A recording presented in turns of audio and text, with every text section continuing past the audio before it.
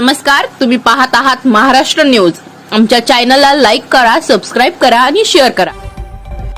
भूमी लेख कार्यातील भ्रष्टाचाराचे आरोप, मुंबईच्या आझाद मैदानावर आमरण उपोषणाची घोषणा। नांदेड टायगर ग्रुप महाराष्ट्र राज्यातील नांदेड जिल्हाध्यक्ष पैलवान बाळासाहेब दगडू जाधव यांनी नांदेड भूमी अभिलेख कार्यालयाचे उप अधीक्षकाच्या अधिकाऱ्यावर भ्रष्टाचाराचे आणि फसवणुकीचे गंभीर आरोप केले आहेत। या प्रकरणाची उच्चस्तरीय चौकशी व्हावी आणि दोषीवर फौजदारी गुन्हा दाखल करावा, या मागणीसाठी त्यांनी 14 ऑगस्ट रोजी मुंबईतील आझाद मैदानावर आमरण उपोषण सुरू करण्याची योजना आखली आहे।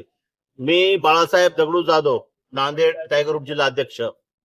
मी आज मागील पुण्यामध्ये काय 4 कमिटीची गेली, लोकांची कमिटी ते येऊन चौकशी करून गेले, पण त्यात काही सिद्ध झालं नाही। त्यांनी काही चौकशी केली नाही, त्यांनी पण पैसे निघून गेले। असे वारंवार गेल्या वर्षभरापासून मी ह्याला फॉलोअप करत आहे, पण हे लोक कुठलेही अधिकारी यांच्यावर दबाव टाकत नाही आणि गेल्या 6 वर्षापासून एकाच चेअरवर चिकून बसून आहे त्यांनी। कुठे विभाग काय? हे नांदेड भूमी लेख नांदेड या ठिकाणी। पण ह्या सगळ्याहून मी यांनी सरळ म्हणले की तुम्ही कुठेही जावा, आमचं कोणता अधिकारी वाकडं करू शकत नाही, आम्ही वर पण आमची सेटिंग आहे।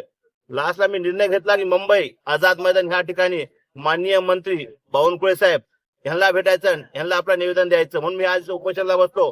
यांची ताकद एवढी आहे का त्यांनी बावनकुळे साहेबाला पण खरेदी करू शकतात का, हे मला बघायचं आहे। यासाठी मी मुंबईचा रस्ता निवडलं आणि आझाद मैदानावर आज उपोषणाला बसलो। बावनकुळेला काय मेसेज द्या तुम्ही, बोला।